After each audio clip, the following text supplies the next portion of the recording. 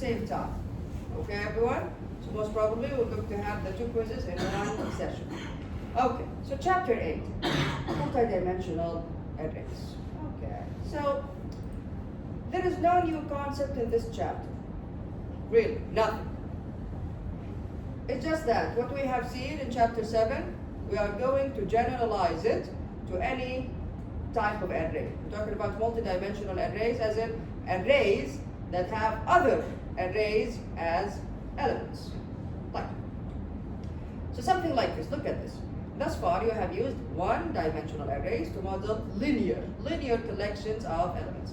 You can use a two-dimensional array to represent what we call a matrix or a table. For example, the following table that describes the distances between the cities can be represented using a two-dimensional array. It's basically an array that has multiple arrays.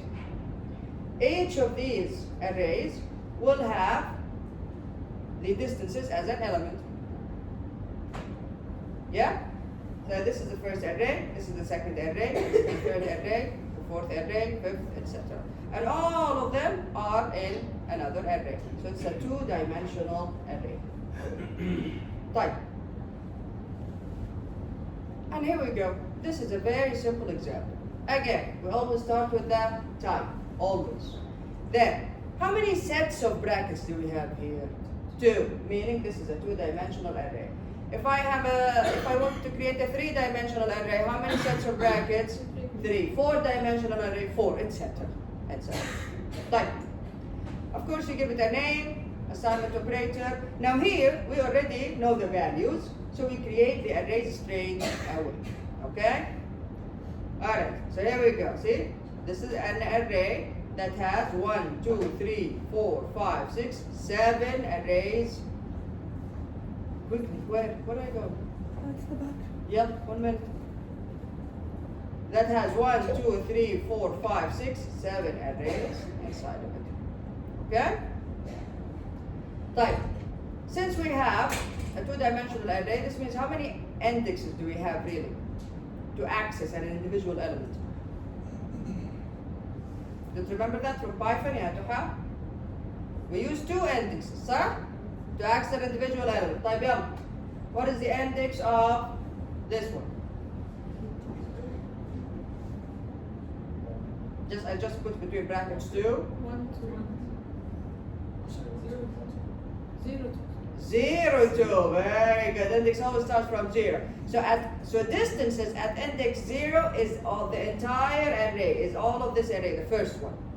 At index 2, 0, 1, 2 is this element, is this number basically. Type. We will talk about this in detail in a second. Here we go. How can I declare a two-dimensional array? You put the type, 2 sets of brackets, then you give it a name.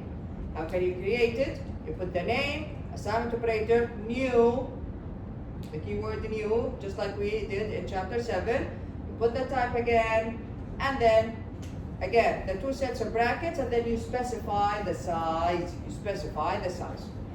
Meaning this array has how many arrays, and inside each array there are how many elements. Here we go. Okay? Do the sizes need to be the same? No, of course not. Of course not. This is just a simple example. Here, in this array, how many, what is the size? I have 1, 2, 3, 4, 5, 6, 7. Alright, so I have 7 by 1, 2, 3, 4, 5, 6. Okay, it's also 7. 7 by 7. Again, this is just a coincidence. But the sizes don't need to be the same. Can I combine declaration and creation in one statement? Yes, of course I can. Again, you put the type, 2 sets of brackets, name, assignment operator, new, type again, 2 sets of brackets, and in each set you specify the size. And each set you specify the size. Again, the size does not need to be the same. You can put the brackets here after the type or after the variable name. Which is preferred? The first one or the second one? Yeah? The first one. The first one. This is preferred. Okay? This is okay. There is no syntax error here, but this is preferred. This style is preferred. Type. Here we go. This is an example. And two sets of brackets. Again, the type can be anything. It can be anything. Any of the primitive data types that we have seen, string, and then we can also use objects, inshallah later on. Type. So n, two sets of brackets, the name here is matrix, mu, and then the sizes. I have 10 arrays, and each of these arrays I have 10 elements. Type. Or, of course, you can use this style. You can put the brackets after the variable name. Again, this is preferred. Now, how can you change an individual element inside any of these arrays? You access it using the index. Matrix at 0, this means the first array. At 0 again, the first element in the first array. 3, okay, here we go. Now the first element of the first array is 3. You can also use, what are these? Loops, very good. In a one-dimensional array, how many loops did I need to process the array? One. So only one. One is in a one-dimensional array. In a two-dimensional array, how many loops do I need? Two. Very good. Nested loops. Here we go. Nested loops. One to traverse each array, and the other one is to traverse the individual elements of each array. So something like this. For int I is 0. I is this, then. Okay. Let's talk about the length first before we go through this example. Type. Matrix.length is what? يعني. What is the value? 10. Matrix.length is how many arrays does the array matrix have? Type. Matrix at I, at 1 for example, dot length. What does that mean? Matrix at 1 means the second array, correct? Dot length means the length of the second array.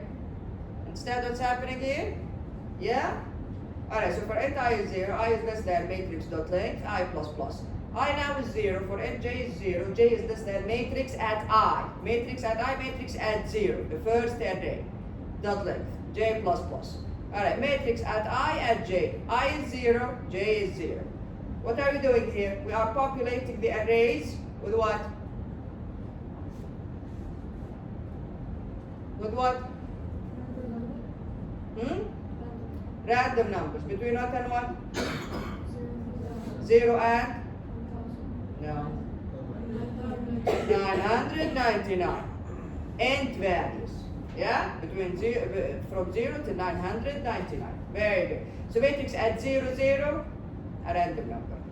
J plus plus. Matrix at 0, 1. Matrix at 0, 2. Matrix at 0, 3, etc. Until we are done with this array.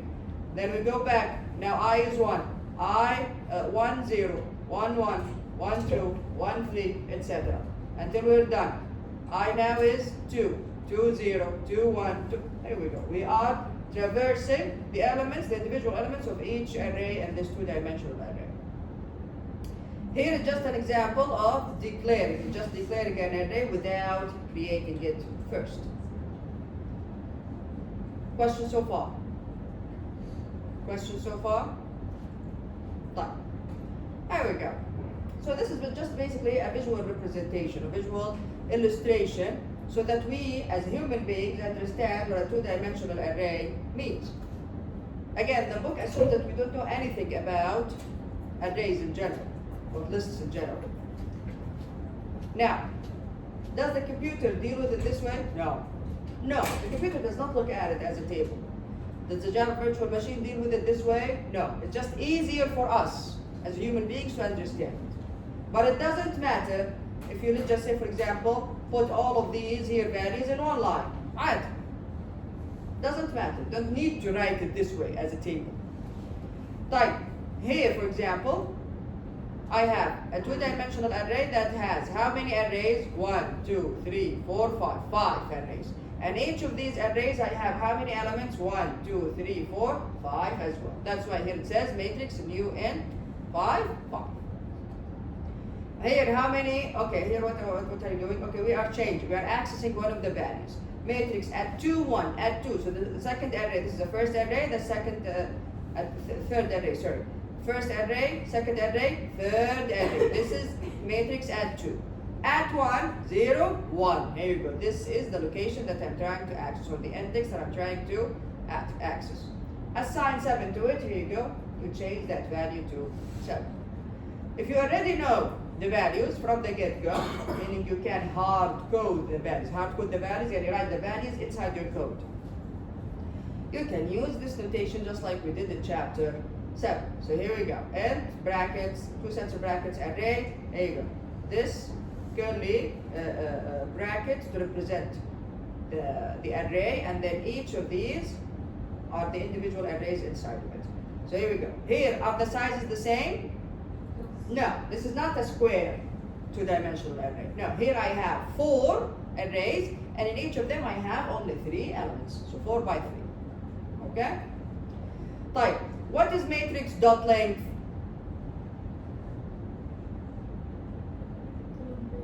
What is the value?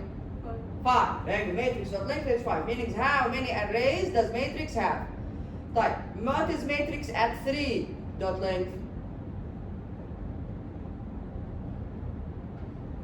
Matrix at 3 dot length. 5 again.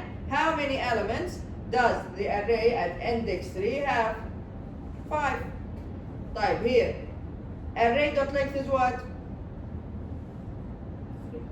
No, not 3. 4. Array dot length, how many arrays do I have? Just 4. Array at 1 dot length? 3. There you go. The second array, how many elements does the second array have? Right? Type. Ronnie? What is it? How much time do you need? 1 minute. Quick. Okay. Declaring, creating, and initializing use shorthand notations. We've already talked about this here and then also in this example. We talked about this in the previous chapter. You can do this if you already know the values from the get-go. So you can also use an array initializer. This is what we call an array initializer to declare, create, and initialize a 2-dimensional array. For example, something like this. This is the same as creating the array first, then accessing each element and giving it and assigning a value to it. Yes? ايش قاعدين تسووا انتم دفعة؟ يا زلمة محمد. ايش قاعدين تسووا؟ تعالوا بدوني قدام. قدام محمد. شوف. بدوني هنا جنب مصطفى. يلا كويك. مين كمان هو مركز معنا؟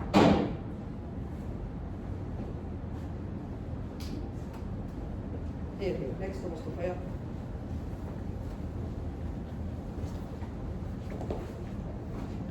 Next to Mustafa, I said. Next to Mustafa. Okay. Alright, so length. Again, we've already talked about this. Yeah. X is what? A 2-dimensional array. Of which type? And it has how many arrays? 3. And each array has how many elements? 4. Very well, very well. And this is how we can access the index of each. So this is x dot length is 3, x at 0 dot length is 4, at 1 is 4, and at 2 is 4. طيب. Again, the same thing. Array dot length here is what? 1, 2, 3, 4. طيب, if I try to access something like an array at 4, does array at 4 exist? Does this index exist? What is the last things we have here? 3, 0, 1, 2, 3. That's it. If I try to access an index that does not exist, you will see this exception, array index out of bounds. Inshallah, we will learn how to deal with exceptions as well. It's very similar to Python, try catch instead of try except. Okay. Ragged arrays. What do we mean by ragged arrays? Meaning, when we have a 2-dimensional array, do all of the arrays inside of it need to be of the same size? No. No. No, it's not a rule here. Yes, if you declare it this way, if you declare it and create it, yes, they need to be of uniform size. All of them have to be of the same size. But if you already know the values from the get-go, you can use an array initializer like this. Can you see it? And each of the arrays have a different size. So what is matrix.length?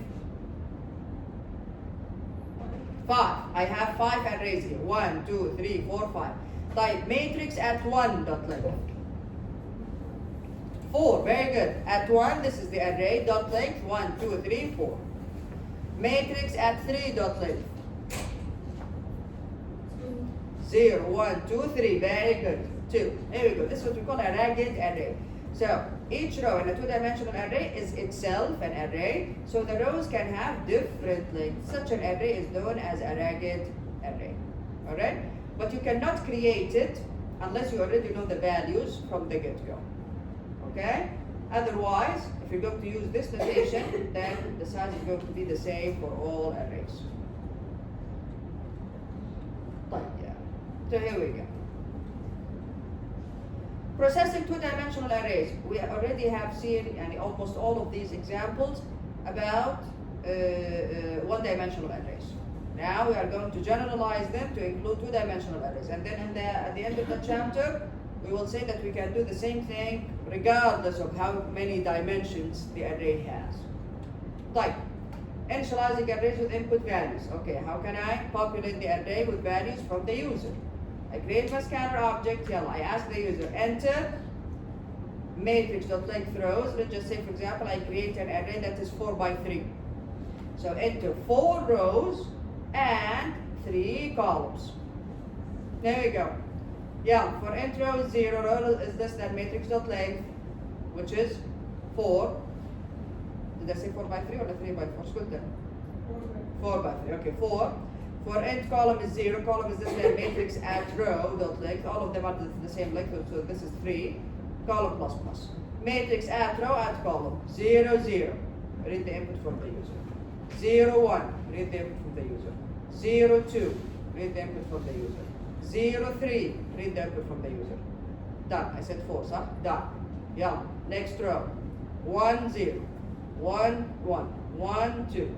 Okay? And this way you can populate all of the arrays. Every element inside each array using user's input.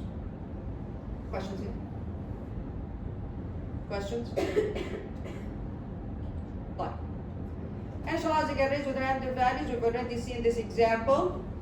In this example, I am populating the array with which values?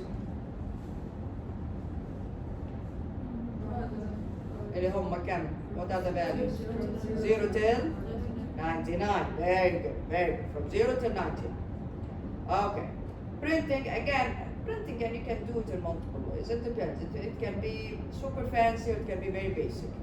Again, for int row is 0, row is less than the length, row plus plus. For int column is 0, column is less than matrix at row dot length, column plus plus. System to dot print. Here, I am printing every element of a certain array in how many lines?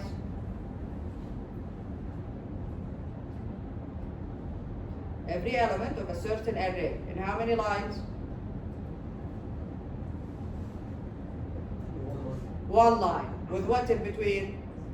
What spaces? After I'm done with that array, new line. Then move on to the next array. Access the next array. Print all of the elements of that array in 1 line with spaces in between. New line. Access the next array. Here we go. There we go. You can print all of them in 1 line. You can remove this and all of them be printed in 1 line. You can use printf and make things look fancy. Again, this depends on how you want to print the array. The arrays. Summing. Anything new here? No. What do we call this variable? No, it's not a count. Accumulating. Very good. It's not counting, it's accumulating. Very good. This is an accumulator. Again. For int row is 0, row is less than matrix at length, row plus plus. For int column is 0, column is less than matrix at row dot length, column plus plus. Just add everything in total. So total plus assignment operator matrix at row at column. This will add all of the elements to total. Like what if, I don't want to do it this way.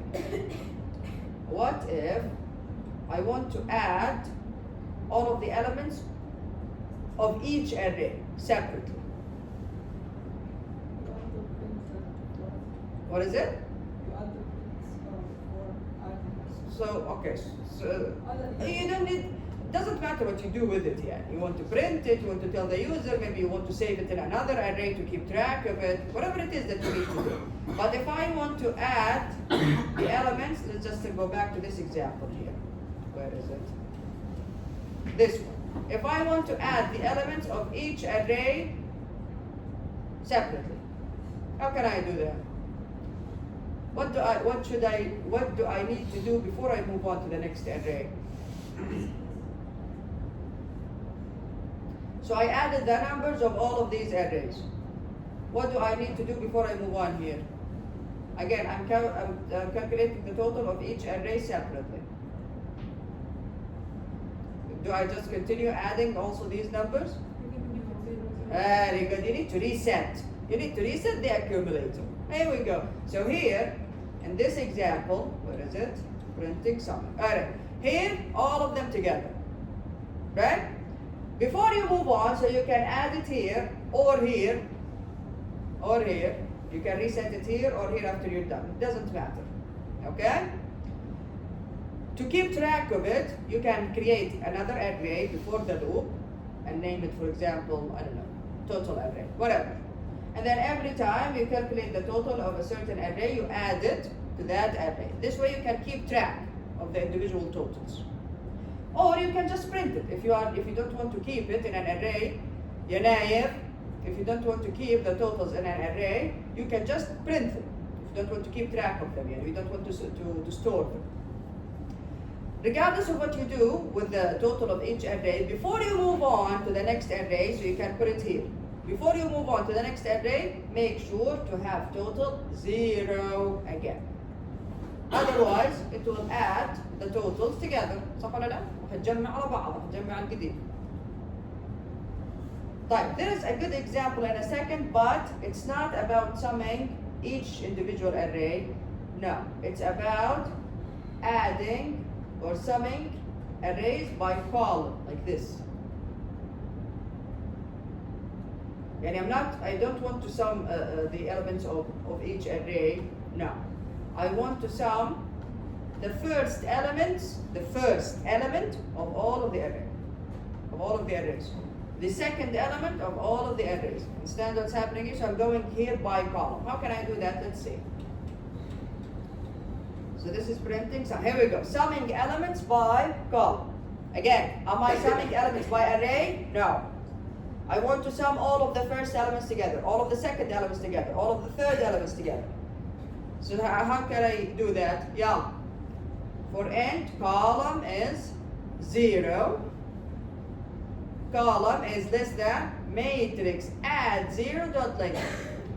Now, if you can notice here in this kind of loop, which index gets fixed? The row. Row is 0, column is 0, so it says 0, 1, 0, 0, 0, 0, 1, 0, 2, 0, see? 0 is fixed until you are done. Then you move on to the next one. 1, 1, 0, 1, 1, 1. You see, 1 here is fixed. We want to do the other way around. We want to fix the second one. واحنا ماشيين by column, we want to fix the second one. So we want it to be 0, 0, 1, 0, 2, 0, like that. So we want to fix the second index, not the first one. Now, how can we do that? For int column is 0, column is less than, matrix add 0 dot length. The length of the first array, all of them have the same size, so it doesn't matter which one you choose. Matrix add 0 dot length, column plus plus. Yeah, make sure, here we go, see the total here is being reset every time. Type. For int, row is 0, row is less than, matrix dot length. Total plus, assigned operator what matrix, at row, at column. Now column here is 0, row is 0, 0, 0, row plus plus, 1, 0, row plus plus, 2, 0. You see here, the second one is fixed. After you're done with this column, print it. You can always store it in a separate array. If you don't want to print it, I mean. Type. Done. Yalla. Go now to the next column. Now column is 1. Okay. 0, 1. 1, 1. 2, 1. You see here? We fixed the second index. And then after you are done, again, we are just printing them here, or you can just store them in a separate array. Questions?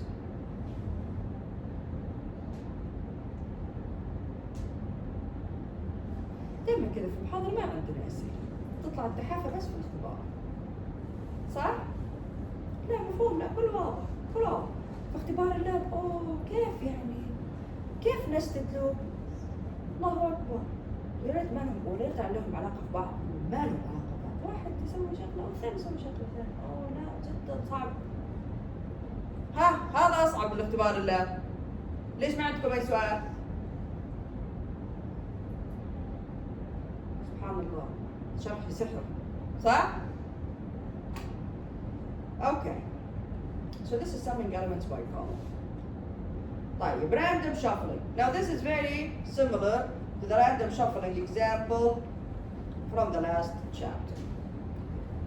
Again, we just want to move the elements around. And if I go back to this example here, I just want to move them around without any clear pattern yet. So what do? Every time, before I access a certain index, I generate a random index from the array. And then I swap them. Here you go, randomly. So here it is. Random shuffling, yeah, for int I is 0. I is less than matrix dot length I plus plus. For j is 0. J is less than matrix at I dot length j plus plus. Again, we are just accessing the individual elements just like we are used to. Before you start swapping, you need to generate the index, the random index. We need two. Here we go. Int I1 is math.random times the length. So let's just say مثلا matrix is 3 by 4. 3 by 4. So matrix.length is 3. Right? Random times 3 is what? From 0 till 3.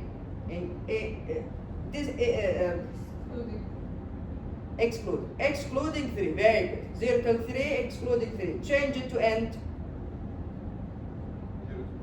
0 till 2. يعني yeah, 0 or 1 or 2. The int values.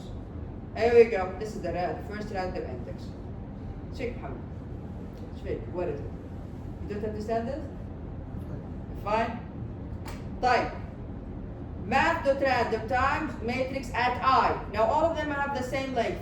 So what did I say? 3 by 4, صح? Okay. So 4. Yeah. Random times 4 is what? 0 till 4 without 4. Excluding 4, meaning from 0 to 3.999 type. Change it to an int 0 or 1 or 2 or 3. Here we go. This is the second random index. Now swap them. Swap. So temp is matrix at I and j. Matrix at I and j. Change its value to matrix from I1 and J1, and then change the value of I1 to J1 to the previous value of matrix at I and J.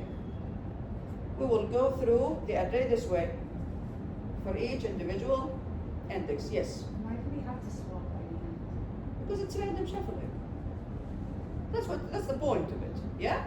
So we generate random indexes and then we want just to move the elements around with no clear pattern. There is no clear pattern for it. طيب, passing two-dimensional arrays to methods. Again, nothing is really new here. Let's look at the example. Here it is. Okay. Yeah, I imported scanner. My class is passed two-dimensional array. In my main method, what did I do? Okay, let's look at the methods that I have. I have get array here. What does it do? It returns what? Huh? What type of an array? Two-dimensional int array. Very good. So a get array returns a two-dimensional int array, and then I also have sum. Sum returns an int value and receives a two-dimensional int array. Okay? طيب يلا.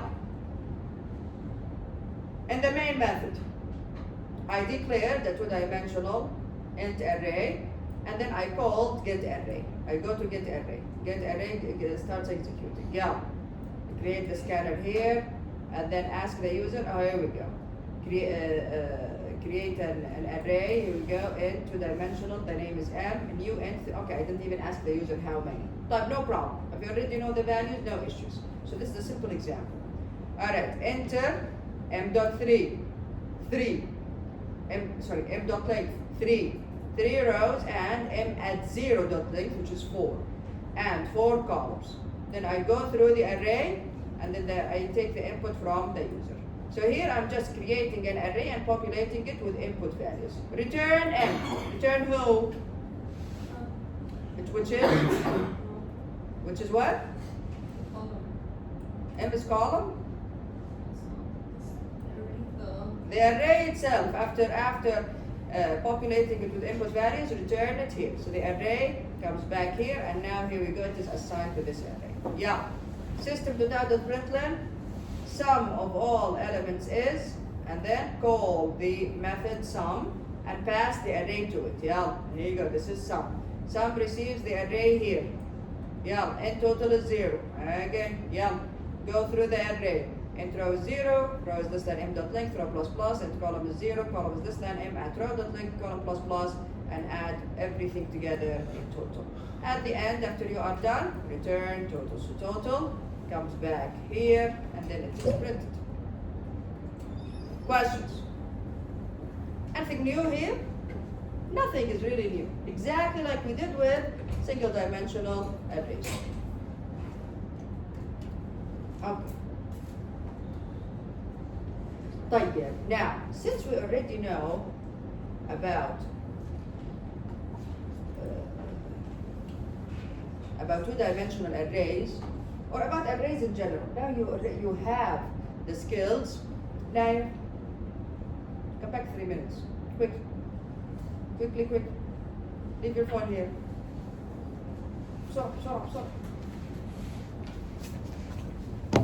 Okay. Now, since we learned about all of these skills, about all of these, since we learned so much about arrays, we can create some really fun, or we can solve some really fun problems. Like this one, for example, grading a multiple choice test. You can do that now. What's a multiple choice test? It's basically a table. How can you go through it? You can just create a two-dimensional array and go through it and check if the answer is correct or not. You can, okay, make sure to study all of these problems, not just because they are long and we cannot cover them in class, you just forget about them. No. Make sure to study these problems. Grading multiple choice test. Even this, look at this. Finding 2 points nearest to each other. 2 points. Each point has how many sets of coordinates? 2, right? 2 coordinates. 2 coordinates. That's why using a two-dimensional array makes sense here. Type. What else? What is this? What is this game? Sudoku, yeah? Do you know this game? You all know this game? Here you go. Now you can actually create something very similar. Yes, it's not going to be as fancy as the GUI interface, but inshallah later on you will learn how to create a graphical user interface. But the most important part, the most important thing here is to learn the algorithm first. How can we actually create a Sudoku game? Then you can link it to an actual interface later on, no problem. Type. So make sure to study all of these examples. Now, after we've seen two-dimensional arrays, can we just generalize everything we have seen to a multi-dimensional array? Yes. Everything that we have seen that with two-dimensional arrays, we can also apply with multi-dimensional arrays. So occasionally, you will need to represent n-dimensional data structures. In Java, you can create n-dimensional arrays for any integer n. The way to declare two-dimensional array variables and create two-dimensional arrays can be generalized to declare n-dimensional array variables and create n-dimensional arrays for n that is greater than or equal to 3. And this is an example. Look at this. I have scores. Scores is what? Scores is an array that has 1, 2, 3, 4, 5, 6. 6 arrays. And each of these arrays, I have 1, 2, 3, 4, 5. 5 arrays. Array that has 6 arrays And each of these arrays, I have 5 arrays. And each of these 5 arrays has how many elements? 2. 2. So what does this represent? It represents the scores of students, yeah, in 2 different exams. Understand what's happening here? The scores of how many students? 1, 2, 3, 4, 5, 6. 6 students, okay? And how many exams? 1, 2, 3, 4, 5. And 5 exams. And the exam has 2 parts. There you go. Here you go. Or you can think of it as, it can represent the scores of 1, 2, 3, 4, 5, 6. 6 classes. 6 classes. Inside each of these classes, I have 1, 2, 3, 4, 5. 5 students. And each student has the grades of 2 exams. Okay? So you can think of it, yani, it depends on the problem that you are solving. Here, yeah. Scores at which student, which exam, and which part of the exam. This is the problem in your book. Right. Since it's a 3-dimensional array, how many index do I need to access an individual element? 3. 3. Right. What is the index of this number here?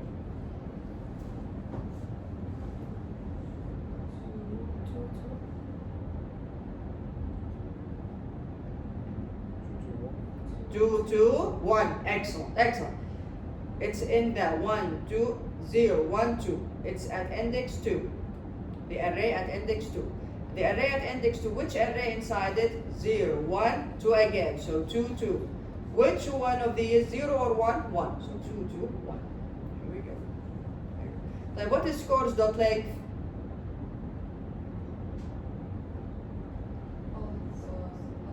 Oh, 10. Scores dot length. 1, 2, 3, 4, 5, 6. What is scores at 3 dot length? 0, 1, 2, 3. This is at index 3. 1, 2, 3, 4, 5. What is scores at 3 at 1 dot length? 2. Scores at 3, 0, 1, 2, 3. At 1, 0, 1. Dot length 2. Okay?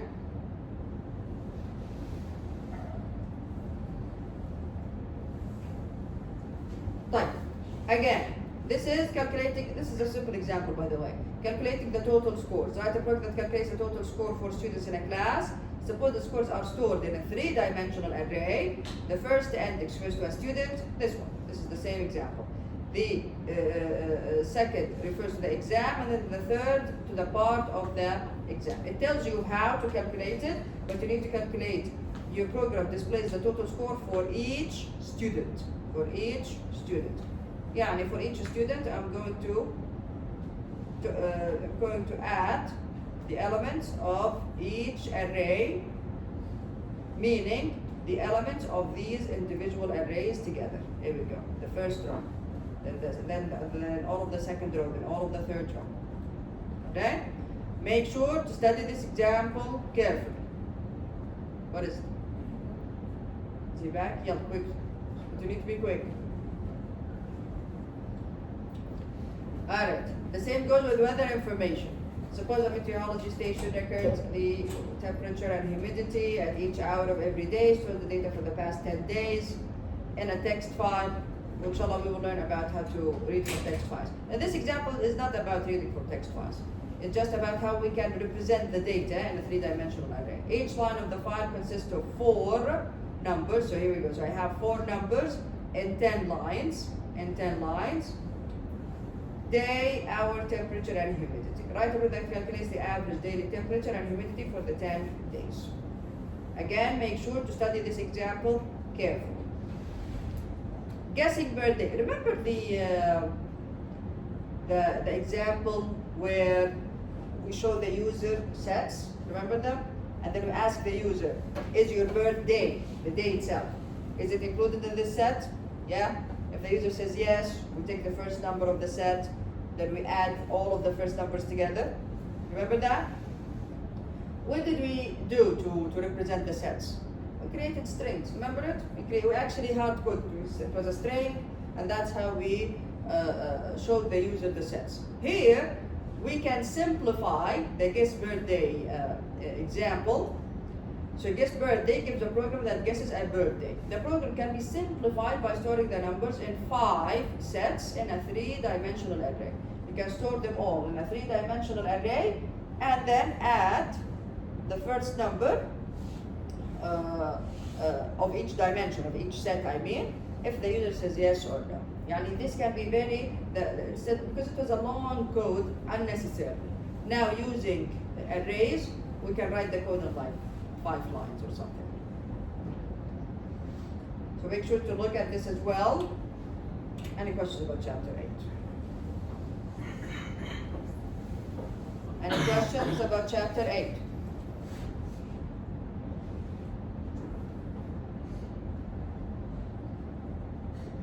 طيب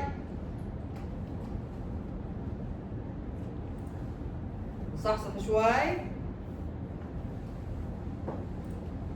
Let's take a 2-minute, exactly 2-minute break inside the class, and then we will start with object-oriented design.